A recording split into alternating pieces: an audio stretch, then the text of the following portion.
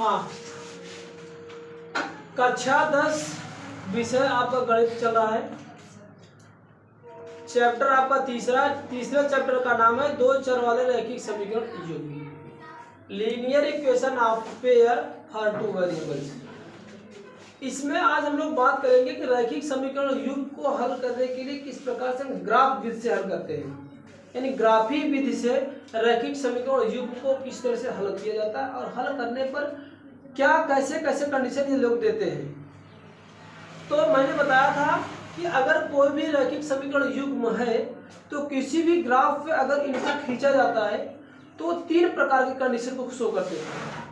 पहला, ये एक दूसरे के प्रतिच्छेदित करेंगे, यानी कहने का मतलब कि अगर ये दोनों रेखाएं किसी समतल पर खींची जा रही तो पहला इंटरसेक्शन के तौर पर होगा कि यानी एक दूसरे रेखा को क्या करेंगे, ये क्रॉस करेंगे, इंटरसेक्ट करेंगे कहीं न कहीं पर। दूसरी बात होती है या तो इन दोनों रेखाएं उस प्लेट पर यानी ग्राफ पर कहीं न कहीं एक दूसरे के समानांतर हो। समानांतर का मतलब है कि दोनों के बीच की दूरी सदैव हमेशा क्या होनी चाहिए, बराबर हो। और तीसरी और लास्ट वाली कंडीशन ये बनता है, हो सकता है कि ये दोनों रेखाएं एक ही रेखा पर आके स्थित हो जाए, जो संपाती कंडीशन का बनता है। तो तीन प्रकार का कंडीशन बनेगा और उस तीनों से हमें ये ज्ञात करना है कि इन समीकरण को यानी इन दोनों समीकरण रैखिक समीकरण युग्मों का हल कौन होगा। पहली बात, अगर रेखा एक दूसरे को काट रही है, कहीं न कहीं काटेगी, तो वह जो कटान वाला बिंदु होगा वह उभयनिष्ठ इन दोनों रेखाओं का होता है। वह जो कटान वाला बिंदु होता है जहां पर ये दोनों रेखाएं काटते हैं, सपोज करो कि कोई मेरे पास ये ग्राफ है और एक मेरे पास ये रेखा है और दूसरी रेखा ये, इस रेखा का मैं a1x प्लस का b1y प्लस का c=0 नाम दूं और इसको मान लूं a2x प्लस का b2y प्लस का c2=0। अगर ये दोनों इस प्रकार से हैं और यह दोनों रेखाएं एक दूसरे के सपोज करो इस बिंदु पर काट रहे हैं और इस बिंदु का काटने के उपरांत x अक्ष से दूरी और y अक्ष से दूरी मानते हैं a व b है, सॉरी a व b तो यहाँ यूज किया है, p और q मान लेते हैं, p कामा q है, यानी इस बिंदु का निर्देशांक p और q है। यानी जहां पर काट रहे हैं इसको स्केल से मेजर करो, यहाँ से क्या दूरी है x अक्ष पे और यहाँ से इसको मेजर करो y पे, जो y की दूरी है p1। जिस बिंदु पे काटते हैं इसको इन दोनों रेखाओं का उभयनिष्ठ बिंदु बोलते हैं या कोऑर्डिनेट बोलते हैं। यही तो ये जो बिंदु होगा इन दोनों रेखाओं को सेटिस्फाई करेगा। सेटिस्फाई करने का मतलब है कि ये जो पॉइंट होगा इसको सेटिस्फाई करेगा, साथ साथ इसको भी सेटिस्फाई करेगा, यानी इन दोनों यानी x और y की वैल्यू इन दोनों समीकरणों में रखने पर हमेशा एक हल देगा। हल देने का कंडीशन ये होता है कि इन दोनों की वैल्यू रखोगे तो हमेशा वैल्यू क्या देगा, 0 देगा। तो ये जो पॉइंट होगा P और Q इन दोनों रेखाओं का एक हल कहलाता है। जितने बिंदु पर काटेगा उतना इसका क्या होगा, हल।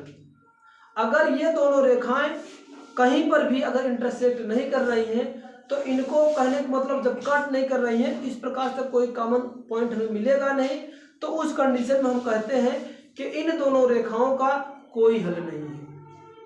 जब कहीं पर अगर दोनों रेखा एक दूसरे को नहीं काटेगी तो उसका हल नहीं मिलेगा। और तीसरी कंडीशन जो हल ना मिलने का कंडीशन है, वह दोनों रेखाएं मानो कि कोई मेरे पास एक रेखा ये है और कोई दूसरी रेखा ये है, एक्सिस पे इस तरह से है, और इस कंडीशन में इनका कोई भी इन दोनों रेखाओं का वही a1x प्लस का b1y प्लस का c1=0 और ये है a2x प्लस का b2y प्लस का c2=0।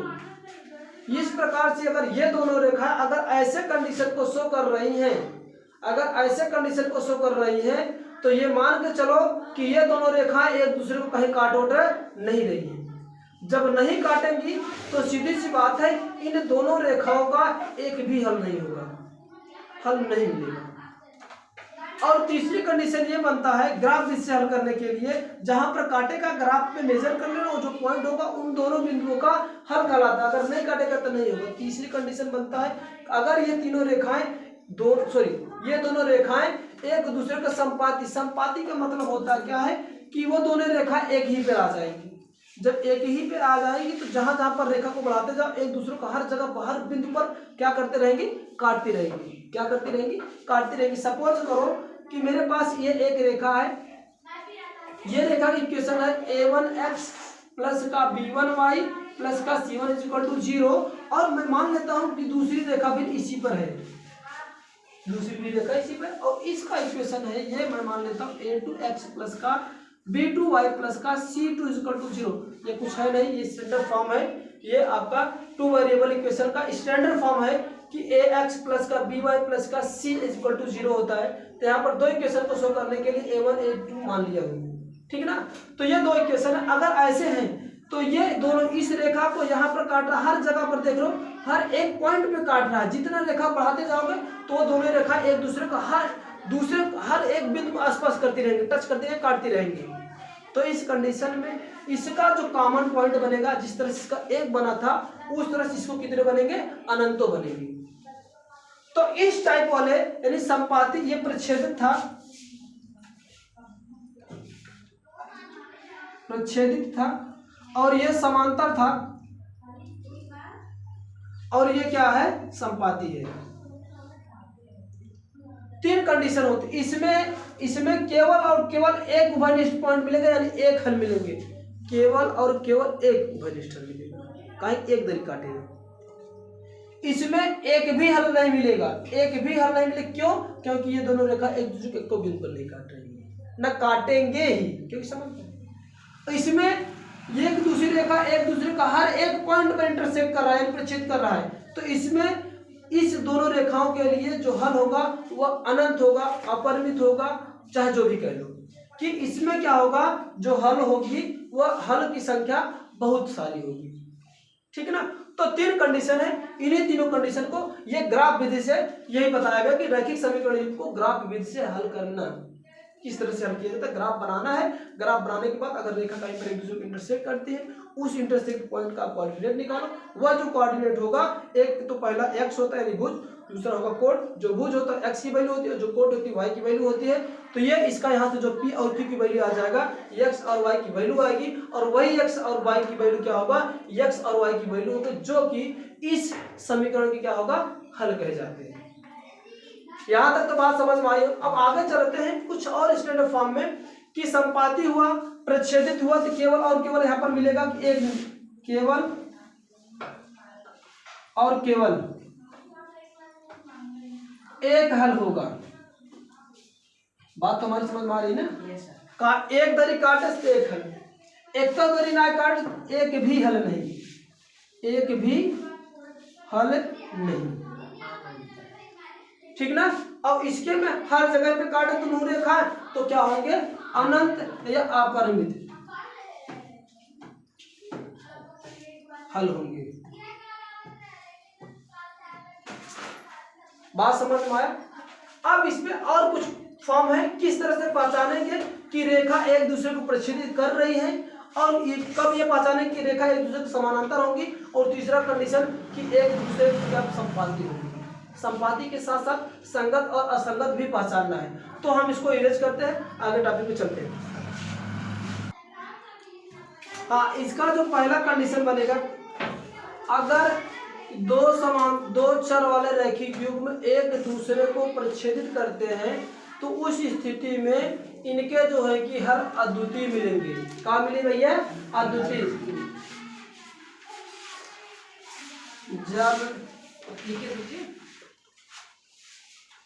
जब रैखिक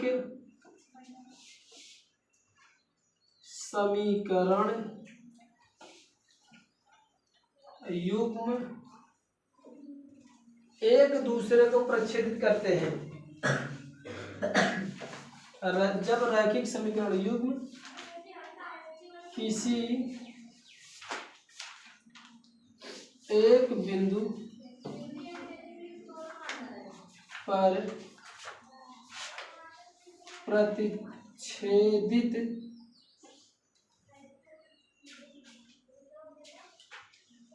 करते हैं,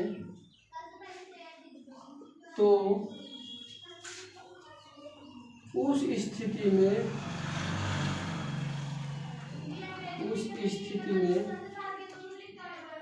समीकरण के केवल और केवल एक हल मिलेंगे, ये अद्वितीय हल होते हैं। उस स्थिति में समीकरण युग्म का अद्वितीय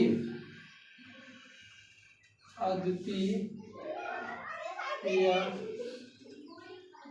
केवल एक हल होता, केवल एक हल होता है। दूसरी बात, अगर यह रेखा युग्म एक दूसरे के समांतर होती है, यदि ये रेखाएं एक दूसरे के समांतर होती हैं तो उस स्थिति में इस स्थिति में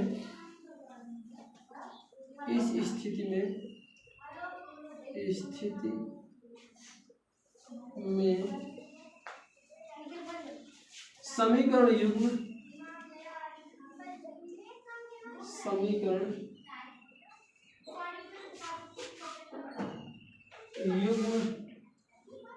का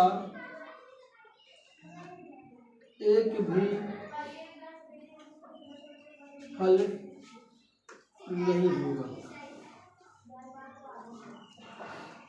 ठीक, जब समांतर कंडीशन होता है और जब कोई हल नहीं होता है, एक भी हल नहीं होता या कोई हल नहीं होता, तब इसको बोलते हैं ये असंगत है ना। इसको क्या बोलते हैं? असंगत समीकरण युग्म। इसी को असंगत समीकरण बोलते हैं, असंगत समीकरण युग्म भी बोलते हैं। और ऊपर वाले में जब एक हल मिलता है, इसको क्या नाम देते हैं? इसको संगत भी कहते हैं, संगत समीकरण युग्म। ये कंडीशन बहुत जरूरी है। तीसरा कंडीशन इसका है, यदि ये रेखाएं एक दूसरे के समपाती हो, यदि ये रेखाएं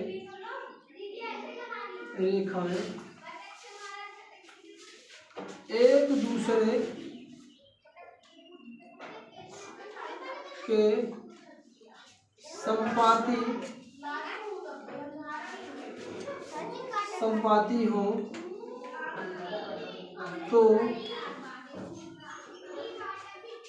तो इन स्थिति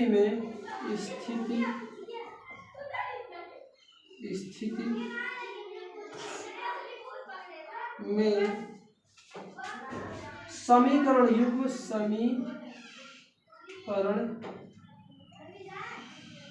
युग्म का अनेकों या अपरिमित रूप से अनेक हल होंगे। अगर अनेक हल होंगे तब इसको हम बोलते हैं, तब भी इसको क्या बोलते हैं भैया? संगत समीकरण युग्म। संगत समीकरण युग्म।